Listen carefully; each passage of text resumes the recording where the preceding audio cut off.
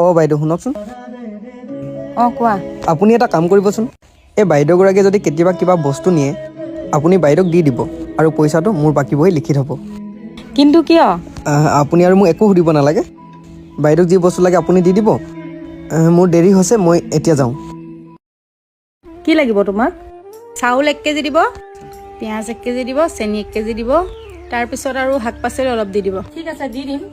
তুমি ল'ৰাজনক চিনি পোৱা নেকি? নাই, মই চিনি নাপাওঁ। যদি চিনি নোপোৱা তোমাক বস্তুবোৰ কিয় দিব দিছে? মানে বাইদেউ, অ' ভাইটি শুনাচোন, অঁ কওকচোন। মই মানে বহুত প্ৰব্লেমত পৰি আছোঁ, মোক কিবা এটা খাবলৈ দিবা নেকি?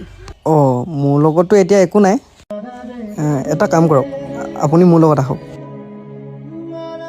চোৱা, মই তোমাক কথা এটা কওঁ। ময়ো এগৰাকী মহিলা। আজিকালি মতা মানুহবিলাক বিশ্বাস কৰিব নোৱাৰি, আৰু সুবিধা পালেও সুবিধা ল'ব নালাগে। মই কি ক'ব বিচাৰিছোঁ তুমি চাগে বুজি পাইছাই। তুমি এগৰাকী দুখীয়া ঘৰৰ মানুহ, পাৰিলে তাক বস্তুখিনি ঘূৰাই দিবাগৈ।